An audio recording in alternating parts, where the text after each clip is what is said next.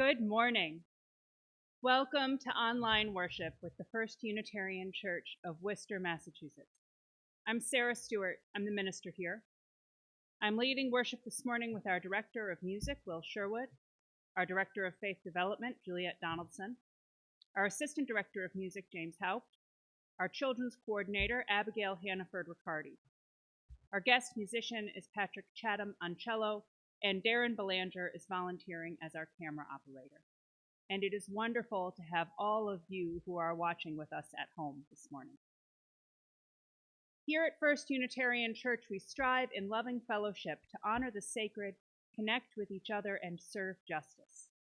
We are a welcoming congregation. Whatever your race, class, nationality, sexual orientation, or gender identity, we are delighted to have you with us this morning. We are thinking of all of you with love and affection during this difficult time when we cannot be together in person. You can stay connected to the church through our website, firstunitarian.com, our Facebook page, and our e-newsletter. If you would like to be receiving the newsletter, please go to firstunitarian.com and click subscribe to our newsletter at the bottom of any page. This is the day the Lord has made. Let us rejoice and be glad in it.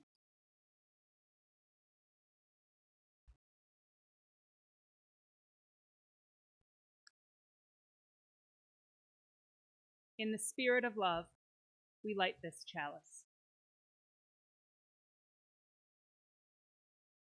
Together, we renew the covenant of our church. In the love of truth and in the spirit of Jesus, we unite for the worship of God and the service of all.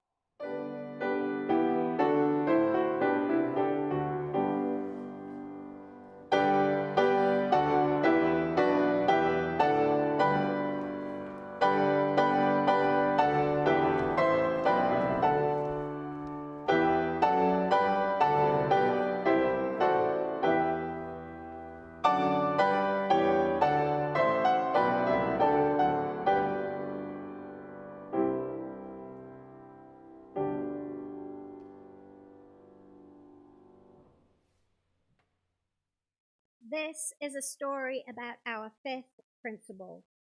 It's called Rabbit Listen by Corey Doerfeld. One day, Taylor decided to build something. Something new. Something special.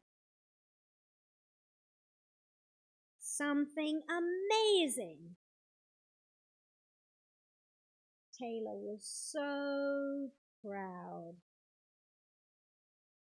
But then, out of nowhere, things came crashing down. The chicken was the first to notice. Cluck, cluck, what a shame. I'm so sorry this happened. Let's talk about it. Cluck, cluck. But Taylor didn't feel like talking, so the chicken left. Next came the bear. Grrr, roar, how horrible. I bet you're so angry. Let's shout about it. Grrr, roar. But Taylor didn't feel like shouting, so the bear left. The elephant knew just what to do. Trumpeter! I can fix this. All we need to do is remember exactly where the way things were. But Taylor didn't feel like remembering, so the elephant also left. One by one they came. The owl. What a hoot! Let's laugh about it. The ostrich. Gulp.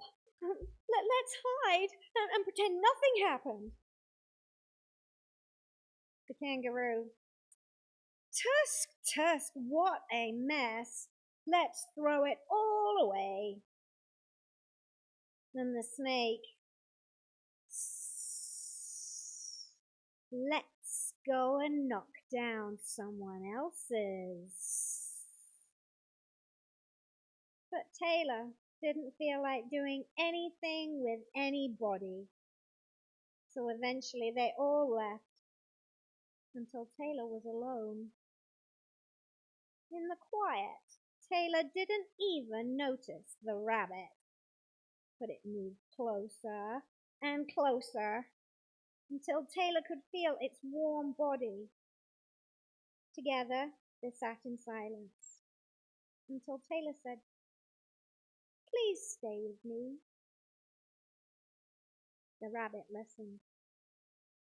The rabbit listened as Taylor talked. The rabbit listened as Taylor shouted. The rabbit listened as Taylor remembered and laughed. The rabbit listened to Taylor's plans to hide, to throw everything away, to ruin things for someone else. Through it all, the rabbit never ate. And when the time was right, the rabbit listened to Taylor's plan to build again. "I can't wait," Taylor said. "It's going to be amazing."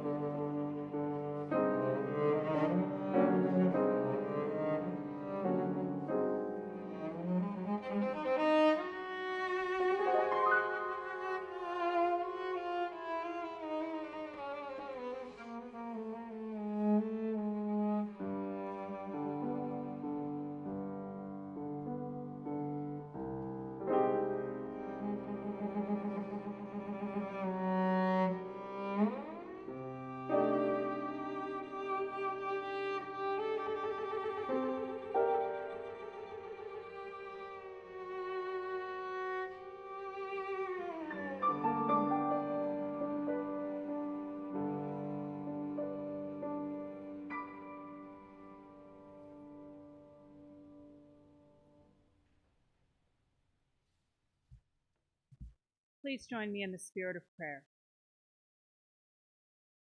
Spirit of love, we give thanks for all who have nurtured us in our lives, for loving parents, for dear friends, for connections that sustain us, and for those who have blessed us in every way. We give thanks especially for those who have mothered us, who gave tenderness in times of hardship and encouragement in times of distress, who provided food for our bodies and comfort for our souls. Bless us with grace to be good and loving parents to our children and a true friend to those who rely on us. Amen. Please continue your own thoughts and prayers in silence.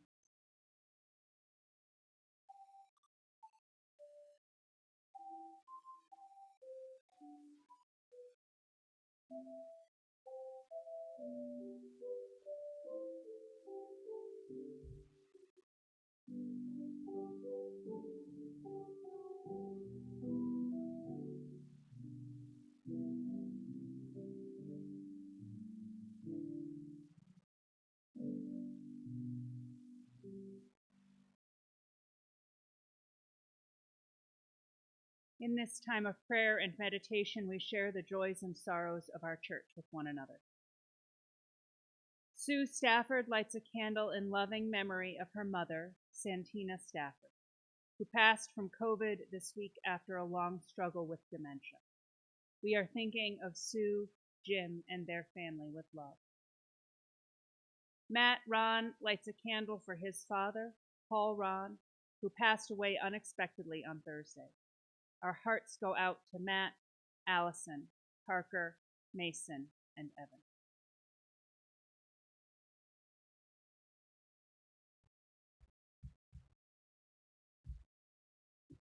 We know that these joys and sorrows, these prayers of memory, and the hopes in our hearts for healing join many joys and sorrows which go unspoken in our community this morning.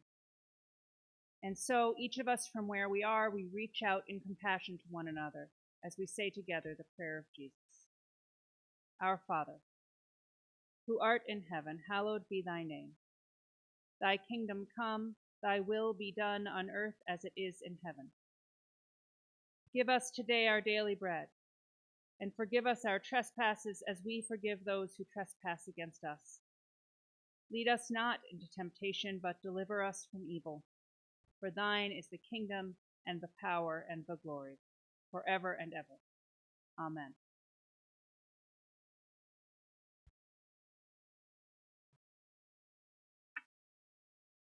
First Unitarian Church relies on your financial support to maintain our diverse ministries and programs.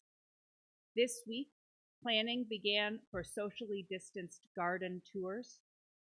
Our 4th and 5th grade Sunday school class found a time to meet via video conference, and we recruited youth to be summer worship technical directors.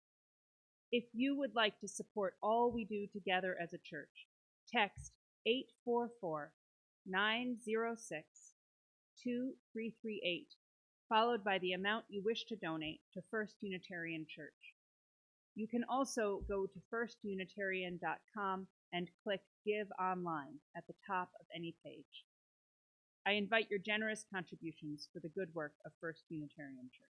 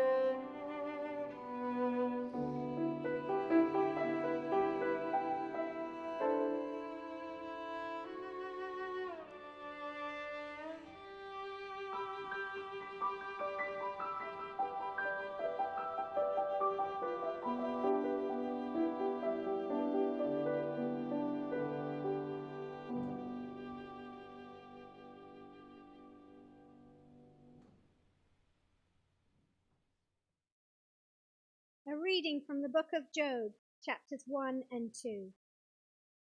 There was once a man in the land of Uz, whose name was Job. That man was blameless and upright, one who feared God and turned away from evil. There were born to him 7 sons and 3 daughters. He had 7,000 sheep, 3,000 camels, 500 yoke of oxen, 500 donkeys, and very many servants, so that this man was the greatest of all the people of the East. One day, a messenger came to Job and said, "The oxen were plowing, and the donkeys were feeding beside them, and the Sabaeans fell on them and carried them off. They killed the servants with the edge of the sword, and I alone have escaped to tell you." While he was still speaking, another came and said, "The fire of God fell from heaven and burned up the sheep and the servants and consumed them. I alone have escaped to tell you." While he was still speaking, a third came and said, "The Chaldeans, they formed 3 columns, made a raid on the camels and carried them off. They killed the servants with the edge of the sword. I alone have escaped to tell you." While he was speaking, a fourth came and said, "Your sons and daughters were eating and drinking in the eldest brother's house. Suddenly a great wind came across the desert, struck the 4 corners of the house, and it fell on the young people. They are all dead. I alone have escaped to tell you." Then Job arose, tore his robe, shaved his head, and fell on the ground and worshipped. He said, "Naked I came from my mother's womb, and naked I shall return there. The Lord gave, and the Lord has taken away. Blessed be the name of the Lord." Now when Job's 3 friends heard all of these troubles that had come upon him, each of them set out from his home. They met together to go and console and comfort him. When they saw him far off in the distance, they did not recognize him, and they raised their voices and wept aloud. They tore their robes, threw dust in the air and upon their heads. They sat with him on the ground 7 days and 7 nights, and no one spoke a word to him. They saw that his suffering was very great.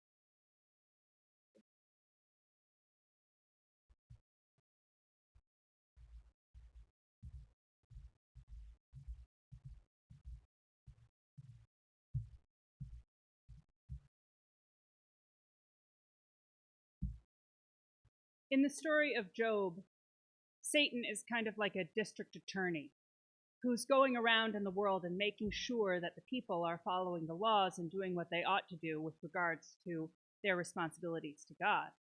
And Satan goes to God and says, "You know, God, I have a sneaking suspicion that the only reason that people worship you and do what they ought to do with regards to you is because they have good lives. Take Job, for instance. He is an excellent worshiper and he loves you very much, God, but Job has a really good and easy life. Let me make everything terrible for him, and let's see if he still loves you as much as he does now." And God says to Satan, "Very well, go ahead, let's see if you can do this." And so life unfolds for Job as in the story we just heard. He loses his flocks, he loses his camels, his children perish, he is left with nothing, he's afflicted with illness. And as the story goes on, the friends who come to visit him and sit with him in the ash heap go on to give him reams of bad advice about how to cope with these calamities. They say, well, Job, God wouldn't give you anything you couldn't handle. Or they say, you should just give up, Job, and curse the name of the Lord. Or they say, Job, you must have done something to deserve this. And at the end of the story, Job, almost alone of all the characters in the Bible, he calls God on the covenant and says, God, I am your person and you are my God, so get down here and explain things to me. The turning point of the story, the turning point between this folk tale about the calamities that beset a good but wealthy man and the long portion of the book where the friends give bad advice and then God comes and says to Job, I am God and you are just a person. And then God restores Job's fortunes, gives him new children and new camels. The turning point in this story is the week of silence, where his friends come and sit with him in the ash pit. And they say nothing because they can see that his suffering is very great. We discussed this story in a Bible study here at First Unitarian Church once, and someone in the Bible study said that that's the best thing the friends do in the entire story, is simply to sit with Job in silence, in recognition of his suffering, so that he won't be alone.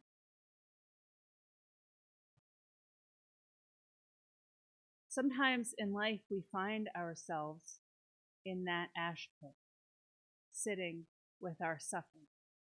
And we are in an ash pit now as a global community. We're lonely. Some of us are going to work every day and are afraid of being exposed to the coronavirus. Some of us are unemployed and worried about how we'll make ends meet. Some of us are unsafe in the homes where we're now forced to spend almost all of our time. Some among us are sick.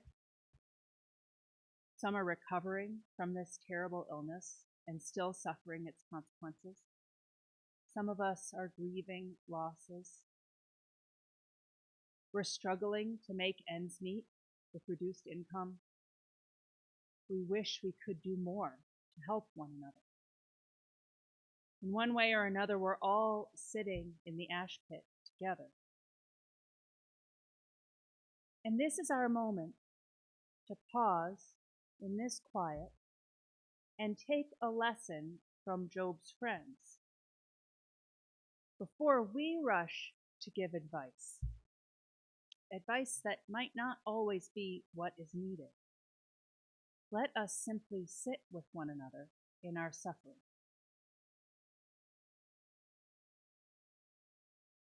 We are at this moment in this COVID crisis where we're beginning to think about reopening.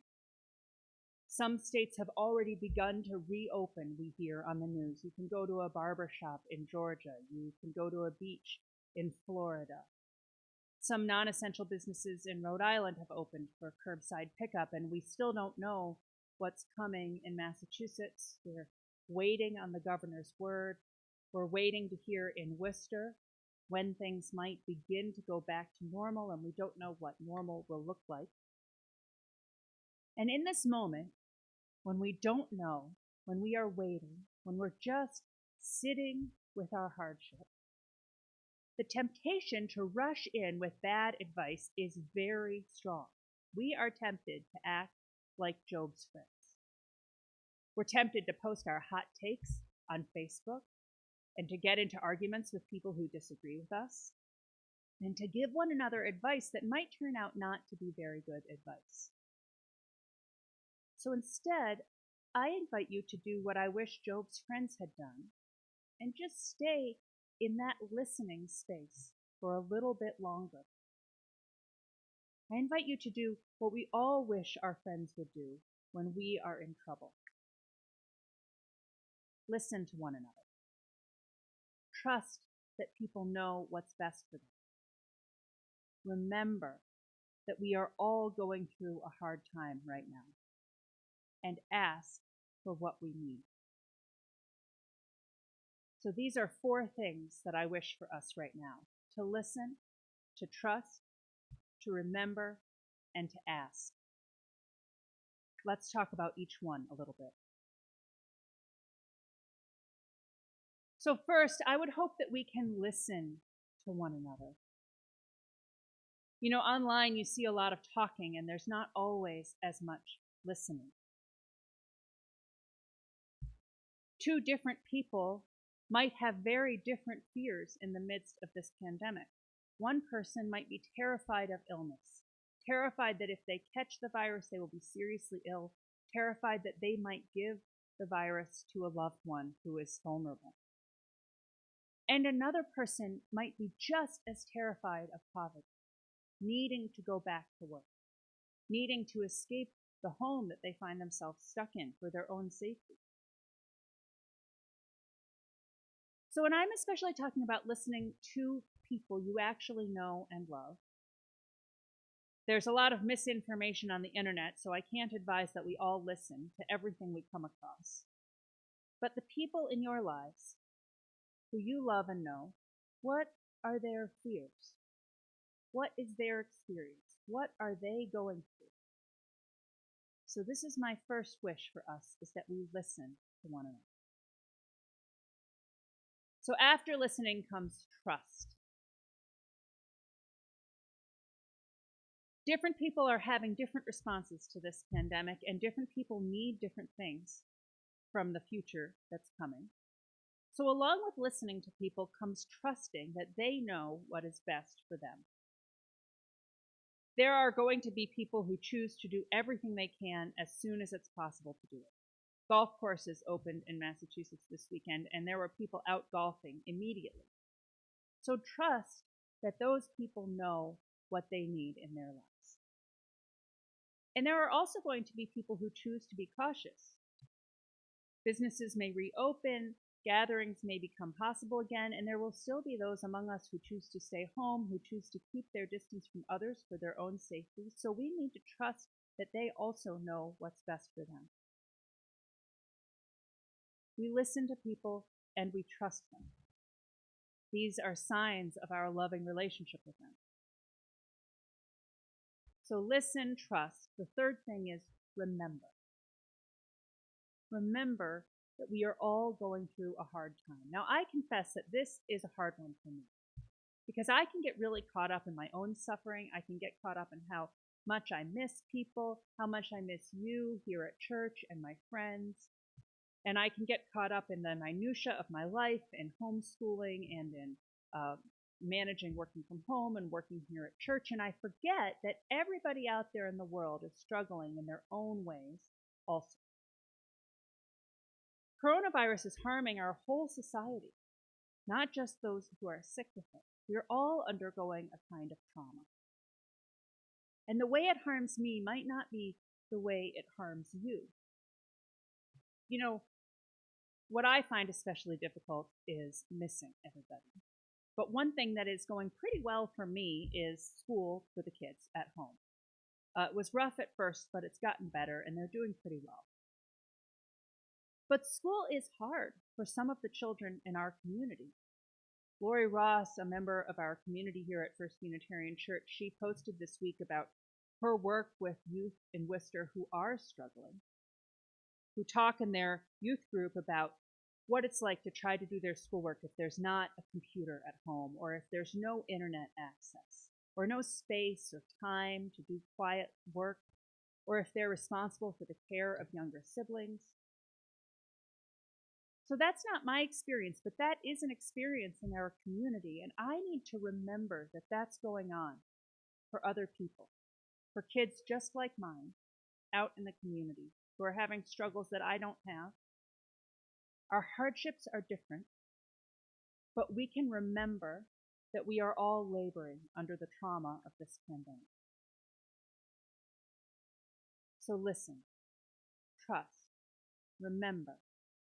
And the last thing I wish for us in this ash pit, in this time of suffering, is to ask for what we need. Because we all have different responses and because we have different needs in this time, I might not know what another person's needs are, and you might not know what someone else you come into contact with needs. So ask your friends about what their hopes are for social engagements. Ask your employer about their safety practices as businesses begin to reopen. Ask your community for help if you need it. Ask for what you need. So this is what I hope you take with you today. We're all in the ash pit now, but we can listen to one another. We can trust one another. We can remember we're all going through a hard time, and we can ask for what we need. We are with each other in these hard times, in the ash pit. And we'll be with each other when our fortunes are reversed. We can stay with each other as we rail against God and as we mourn our losses. We support those who are working essential jobs, from physicians to factory workers to emergency responders. Remember that better than any advice is to listen, to trust, to remember, and to ask. I love you all. Amen.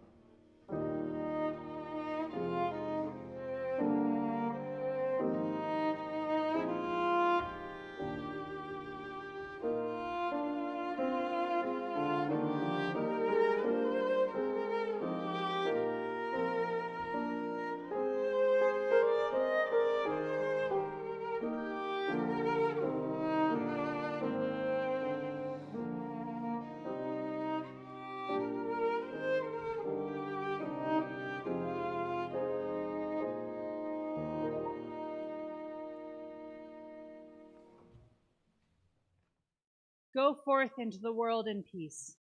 Be of good courage. Hold fast that which is good. Render to no one evil for evil. Strengthen the faint-hearted. Support the weak. Help the afflicted. Honor everyone.